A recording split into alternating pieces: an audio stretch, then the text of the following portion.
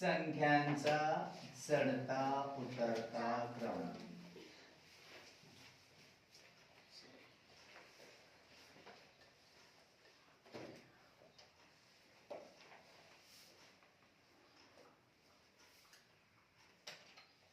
दोन लहानात लहान आणि मोठ्यात मोठे.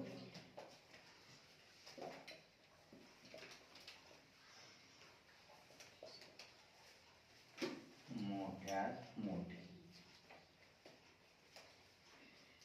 संख्यांचा चढता उतरता क्रम. आता चढता उतरता क्रम लिहित असताना तुम्हाला अगोदर मांडणी कळायला पाहिजे संख्यांची, अंकांची किंवा संख्यांची मांडणी कळायला पाहिजे. आता समजा मी तुम्हाला उदाहरण देतोय, 3 अंकी संख्याचं उदाहरण देतो.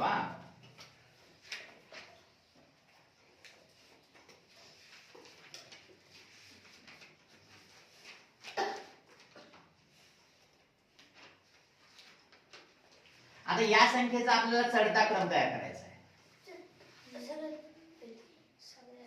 चढत्या क्रमामध्ये म्हणजे आपण शाळेमध्ये राष्ट्रगीताला ज्याप्रमाणे उभा राहतो की नाही, सगळ्यात लहान ज्याची उंची कमी आहे तो सगळ्यात समोर, त्याच्यानंतर त्याच्यापेक्षा थोडा उंच, त्याच्यापेक्षा थोडा उंच आणि सगळ्यात शेवटी सर्वात उंच असलेला, हा क्रम कसा झाला आपला चढता क्रम.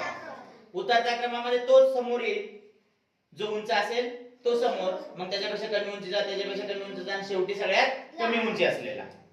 बरोबर आहे. मग इथे संख्यामध्ये काय करणार आपण, चढता क्रम जर तयार करायचा असेल तर आपल्याला अगोदर लहानात लहान संख्या घ्यावी लागते. कोणती संख्या?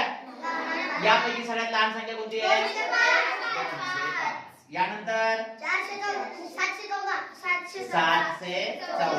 नंतर 816 आणि 900. हा झाला संख्यांचा चढता क्रम, दिलेल्या संख्यांचा चढता क्रम. आता तुम्हाला ह्या 2 आणि 3 आणि 4 अंकी संख्या दिल्या जातात का? कधी कधी नाही. तुम्हाला 5 अंकी, 6 अंकी, लाखातली संख्या, 10 लाखातली संख्यांचा क्रम दिलेला असतो. तो क्रम पाठीमागे पुढे असतो. तुम्हाला फक्त तो चढता किंवा उतरता क्रम बरोबर आहे का ते पाहायचं असतं. याचाच आपल्याला उतरता क्रम तयार करायचा असेल तर 947, जी सर्वात मोठी संख्या आहे ती अगोदर आहे, त्याच्यापेक्षा लहान असलेली 816, त्याच्यापेक्षा सगळ्यात शेवटी सगळ्यात छोटी संख्या. बरोबर. ही उतरता क्रम आणि चढता क्रम यामध्ये तुम्हाला कुठली अडचण येणार नाही. याचं कारण असं की तुम्हाला ज्या वेळेस स्थान पाठ आहे, स्थान माहिती आहे ना? नक्की सांग बरं स्थान जोरात. एकक, दशक, शतक, हजार, दशहजार, लक्ष, दशलक्ष, कोटी, दशकोटी. Okay, sit down. सगळे स्थान माहिती आहेत. मग स्थान माहित झाले तर तुम्हाला किमती शोधायला वेळ लागत नाही, कारण स्थानानुसार किमती ठरत असतात. म्हणजे 6 अंकी असो, 5 अंकी असो, 4 अंकी असो की 8 अंकी असो. चला समोर जाऊयात आपण. आता लहानात लहान आणि मोठ्यात मोठी संख्या तयार करायची असेल तर त्यासाठी तुम्हाला चढता आणि उतरता क्रम समजायला पाहिजे. बघा आपण आता बघूया. काही अंक दिले असतात तुम्हाला, 8 9 0 5 3 हे अंक दिलेले आहेत. या अंकापासनं मोठ्यात मोठी 5 अंकी,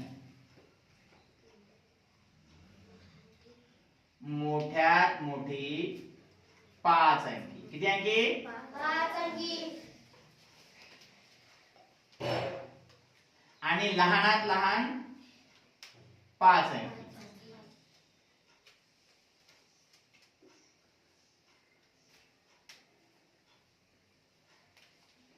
याप्रमाणे काय करतो आपण, लिहून घेऊ आपण. आता मोठ्यात मोठी संख्या तयार करायची तर अगोदर कोणता अंक घ्यावा लागतो?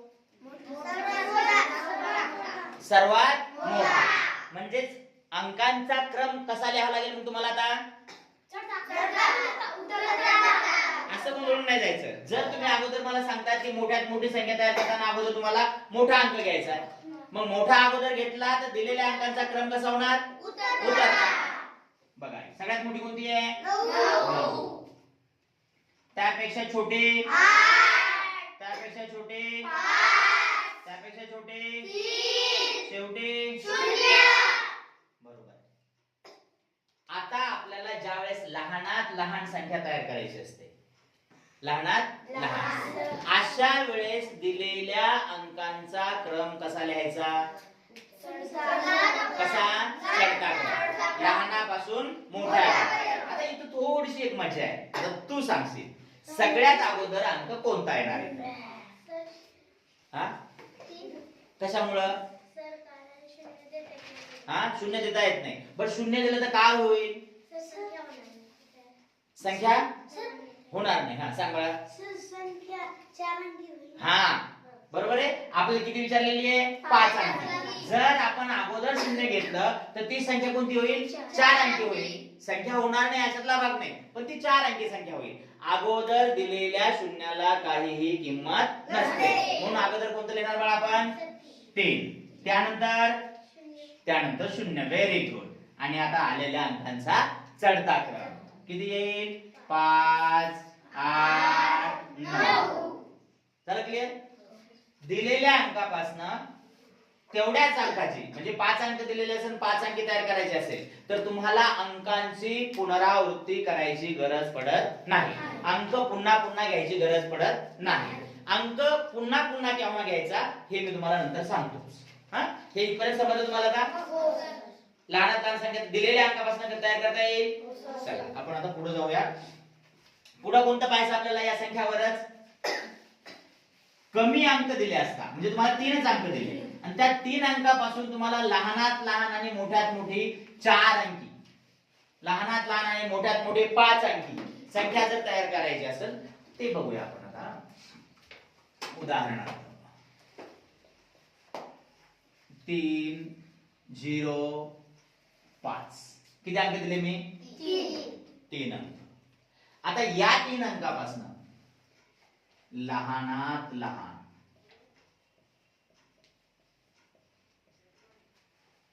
4 अंकी. किती अंकी?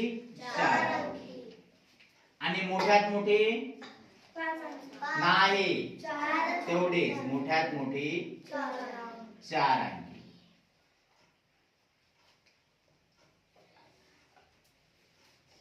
आता इथं दिले 3, आपल्याला संख्या तयार करायची 4 अंकी. मग अशा वेळेस कोणत्या तरी एका अंकाची पुनरावृत्ती होते. पुनरावृत्ती होणं म्हणजे काय? तो डबल येतो, पुन्हा आल्यावर. बरोबर आहे. आता लहानात लहान संख्या तयार करायची. कोणता अंक अगोदर येईल?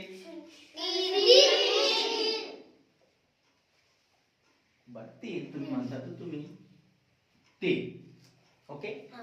म्हणजे लहानात लहान संख्या तयार करताना आपल्या अंकांचा क्रम कसा असावा? चढता.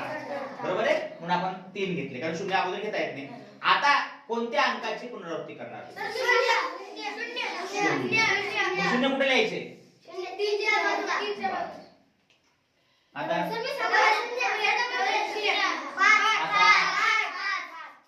ही आता लहानात लहान संख्या तयार झाली. क्लिअर? कळलं का आता?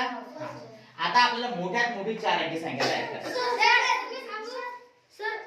हा, सांग. हा, घेतले 5. सर इथे एक शून्य द्यायचा 5च्या पुढे. 5च्या पुढे शून्य दिला. डबल 1 द्यायचा. डबल 1 द्यायचा. आणि सर 3 द्यायचे. 3 द्यायचे. ओके. सर मी सांगू. हा, सांग. कॅलेंडर. सर 5 लिहायचे. 5 लिहायचे. त्याच्या पुढे 3 लिहायचे. त्याच्या पुढे 3 लिहायचे. सर 2 शून्य द्यायचे. 2 शून्य द्यायचे. सर प्रत्येकाला संधी भेटते. हा, वांगे. डबल 5 लिहायचे. हा, 5 लिहायचे. डबल एकदा 5 लिहायचे. डबल एकदा 5 लिहायचे. 3 लिहायचे. 3 लिहायचे. शून्य लिहायचे. 0 द्यायचे. हे उत्तर बरोबर. आता हे 2 उत्तर बरोबर नाहीत का? तुमच्या पद्धतीने बरोबर आहे की तुम्हाला जिथपर्यंत समजलं तिथपर्यंत तुम्ही तुमच्या पद्धतीने सांगितलं.